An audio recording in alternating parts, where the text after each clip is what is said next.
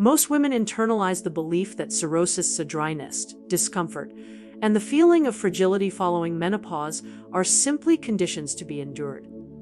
A quiet surrender to chronological progression. You may have concluded that intimacy, pleasure, and even basic physiological comfort in the intimate regions are now merely memories, remnants of a younger body that is fundamentally altered. But what if I asserted that this premise is clinically incomplete? What if the very act you have been culturally conditioned to avoid, to feel embarrassed about, or to dismiss as inappropriate could, in fact, restore your body's resilience, comfort, and vitality? What if one of the most potent tools for safeguarding your vaginal health, preventing recurrent infections, and even reversing tissue atrophy, a thinning, is not found in a prescription or a medical consultation? What if it is an autogenous, private practice entirely within your control, a physiological signal your body has been implicitly requesting all along? Welcome to the Female Health Podcast, where we engage in candid clinical discussions about topics most women only whisper about. I am Dr. Lily Stones, a gynecologist and specialist in intimate health psychology with over 30 years of experience guiding women through the physical and emotional seasons of their lives. Today, we will address a topic historically enveloped in shame and silence, yet one that holds remarkable power to safeguard vaginal health post-menopause. In my 3 decades of practice, I have consulted with thousands of women presenting with the same quiet complaints: dryness that impedes ambulation, chronic low-grade irritation, recurrent infections, and even dyspareunia, painful intimacy that leads to avoidance. They report utilizing lubricants, moisturizers, and hormone therapy, finding temporary relief, but often feeling that their bodies have undergone irreversible change. But here is the clinical breakthrough most women are unaware of. Research, including studies from institutions like the Mayo Clinic, has revealed an extraordinary finding. Regular self-stimulation after menopause provides more than transient relief. It initiates measurable, lasting changes in the vaginal tissues. We are discussing improved vascular perfusion of blood flow, restored hydration, enhanced flexibility, and tissue healing previously considered impossible by researchers. Today, I will present 3 scientific truths regarding the effects of consistent self-pleasure on vaginal health post-menopause. These are not anecdotes or wishful thinking. They are evidence-based facts that have enabled countless women to reclaim comfort, confidence, and connection with their bodies. We will begin by understanding the mechanisms of menopausal tissue change, then explore the remarkable protective effects of stimulation, and finally, detail the safe, effective integration of this practice into your health routine. Stay with me until the end, as the final truth regarding tissue reversal is one that shocks even medical professionals. It may fundamentally alter your perspective on aging. Truth 1T, the physiology of post-menopausal atrophy. The first truth we must confront is the precise physiological reality occurring in the body post-menopause. Until you fully understand the underlying changes, you cannot appreciate the profound impact of an intervention as simple as self-stimulation. When menopause commences, hormone levels do not merely decline, they diminish dramatically. These hormones are critical, extending beyond reproduction to maintaining the thickness, flexibility, and hydration of the vaginal mucosal walls. Without adequate levels, these tissues begin to change in ways that impact more than intimacy. The lining becomes thinner and more fragile. The natural cushioning that once provided protection recedes. This leaves the tissues susceptible to irritation and micro-tears. This explains why so many women report discomfort during prolonged sitting or a stinging sensation during certain movements. Simultaneously, cirrhosis sets in, not only during intercourse, but chronically. This rawness is a reflection of systemic inflammation. The body's natural moisture production system slows significantly. The glands responsible for moisture production are hormone-dependent. With insufficient hormonal signaling, their output decreases, leading to persistent discomfort. What most women fail to connect is the impact on vascular perfusion. Circulation to the pelvic region diminishes. This translates to a reduction in oxygen, immune cells, and nutrients delivered to these delicate tissues. A vicious cycle is established. Reduced blood flow leads to increased fragility. which fosters discomfort and disconnection. Furthermore, a condition affecting nearly half of post-menopausal women, but rarely openly discussed, is the increased susceptibility to infection. The vaginal walls become so thin and inflamed that they are prone to irritation and infection. This explains the increase in urinary tract infections, UTIs, atypical discharge, and the sudden intolerance for activities previously performed without issue.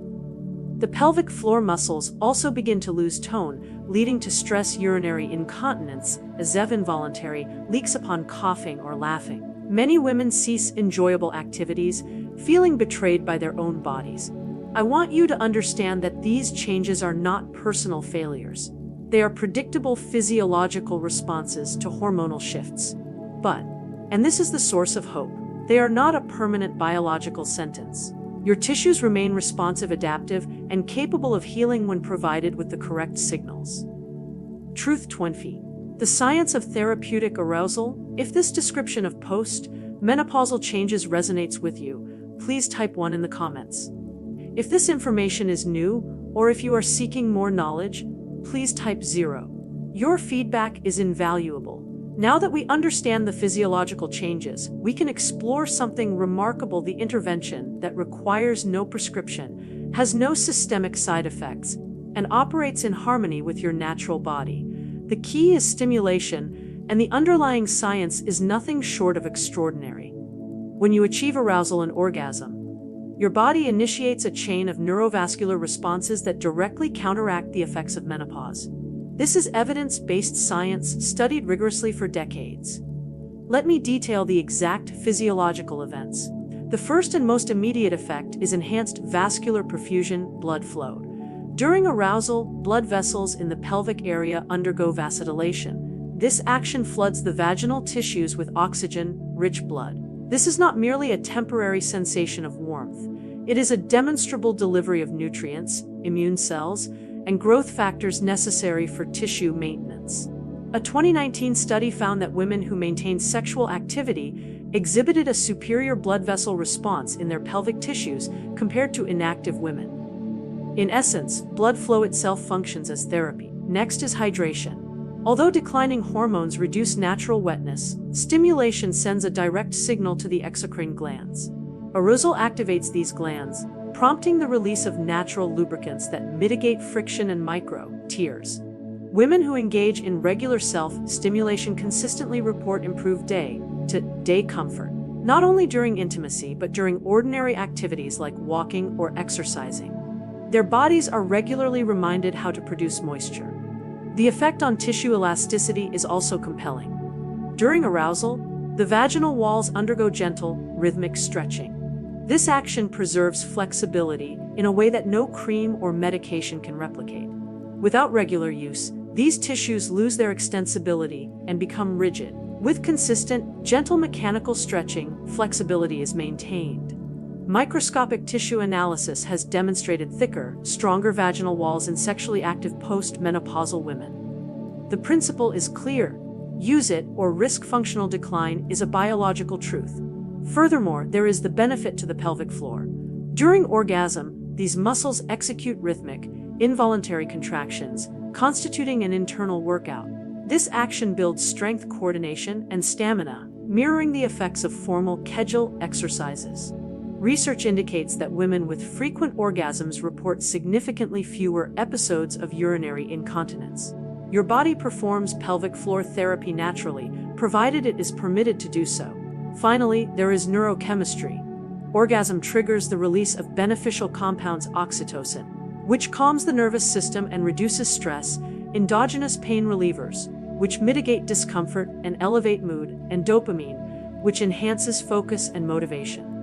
These are not merely pleasant sensations. They are healing chemicals that reduce inflammation, improve sleep quality, and strengthen the immune response. Most remarkably, regular stimulation supports vaginal ecological balance. Good blood flow and natural moisture create a microenvironment where beneficial bacteria thrive and pathogenic organisms struggle. This explains why clinical studies have linked regular sexual activity to fewer recurring UTIs. The gentle flushing effect of arousal and the balancing influence of natural moisture act as a defense system. If this explanation of natural protective processes resonates with you, please type 1 in the comments. If you are still processing this information or have questions, please type 0. I value your perspective as we approach the final, most extraordinary truth. Truth 3: Tissue reversal and healing. The third truth regarding tissue reversal is the one that challenges long-held medical doctrine. For decades, standard medical textbooks conveyed a simple, discouraging message: once menopause induces vaginal tissue atrophy, the damage is permanent. Decline was deemed inevitable. Women were advised to manage symptoms, but to accept the irrecoverable loss of strength. I was taught this principle in medical school and conveyed it to patients for years. And then, the research fundamentally shifted our understanding. A 2020 study from the Mayo Clinic and other subsequent research demonstrated a finding that surprised the medical community. Following post-menopausal women who engaged in regular sexual activity or self-stimulation over a 12-month period, researchers performed detailed tissue analysis. They discovered that the vaginal lining had measurably thickened. Structural proteins had increased. New blood vessels had formed. The tissues exhibited reduced signs of inflammation and healed tears faster than in the inactive group. The conclusion was unequivocal: vaginal atrophy is not a permanent biological sentence. It is an active condition that is responsive to consistent stimulation. Let that sink in. The body you thought was permanently altered can actually heal. The tissues you believed were lost forever can rebuild themselves. Not entirely, not instantly, but measurably and meaningfully, restoring comfort and function. The biological mechanisms validate this finding. Regular arousal increases pelvic blood flow, delivering the oxygen and nutrients required for repair. The gentle mechanical stretching stimulates the cells that produce structural proteins to generate new fibers, restoring flexibility and strength to tissues that had become brittle. Enhanced blood flow also promotes angiogenesis, the growth of new, tiny blood vessels, creating a vascular network that keeps tissue alive and healthy long after arousal subsides. It is analogous to re-establishing the supply lines of a city. I recall the case of Patricia, a 64-year-old widow. She had avoided all forms of intimacy for nearly 8 years post-bereavement. She presented with severe vaginal atrophy, painful dryness, and frequent infections. We discussed hormone therapy, but she declined due to a family history of breast cancer. We then discussed self-stimulation as a medical treatment. She was initially hesitant and embarrassed, but consented, reframing it as a medical practice rather than a source of guilt. Over 6 months, she consistently incorporated gentle self-stimulation several times a week, using water-based lubricant. The changes were slow but undeniable. The chronic irritation improved. Her tissues became less fragile. At her follow-up, the visible improvement was striking.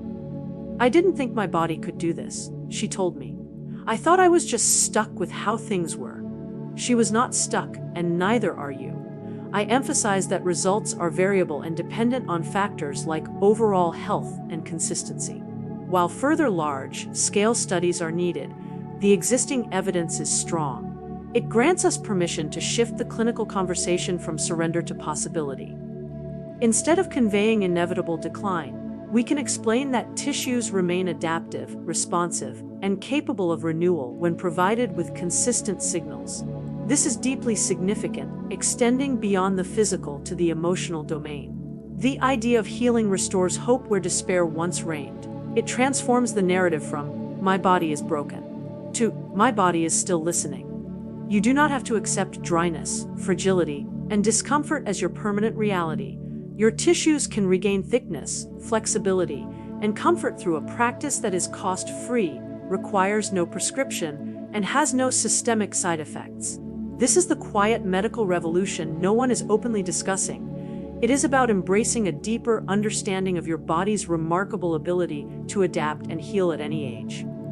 If this truth about tissue reversal surprises you, if it offers hope or alters your thinking, please type 1 in the comments. If you remain doubtful or require more information, type 0. Your honest reaction is valued. Practical application, safety, and consistency. Understanding that your body can heal naturally leads to the most practical question: How do you implement this safely and effectively in your daily life? Now that you comprehend the therapeutic power of self-stimulation, let's address the critical factors of safe, comfortable, and consistent practice.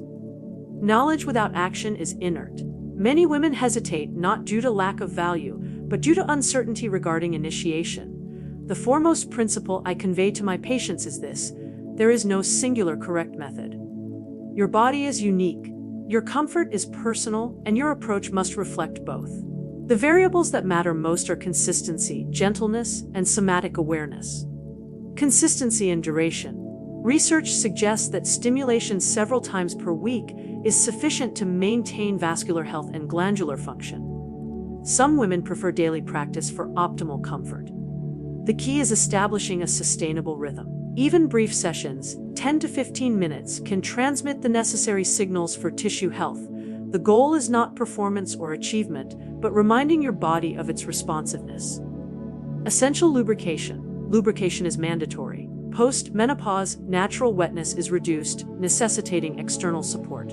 Select a high-quality, water-based or silicone-based lubricant devoid of harsh chemicals or fragrances. Lubrication is not a sign of weakness. It is an act of kindness, preventing friction, induced tears and irritation that could disrupt consistency. Wellness tools. Vibrators. Vibrators and personal massagers are wellness tools, not signs of surrender. They efficiently increase blood flow. For women with joint pain or hand stiffness, a wand-style device can provide stimulation without strain. Select a body-safe option made from medical-grade silicone and begin with the lowest, gentlest settings. The objective is circulation and comfort, not intensity. Infection prevention. Cleanliness safeguards your progress. Always wash your hands thoroughly before and after. If using devices, cleanse them with mild, unscented soap, rinse completely, and allow them to air, dry fully before storage. Devices must not be shared. Listening to signals. Pain is never required for progress. If discomfort occurs, immediately stop and adjust. Some women prefer external stimulation only, especially initially. Others gradually incorporate internal touch.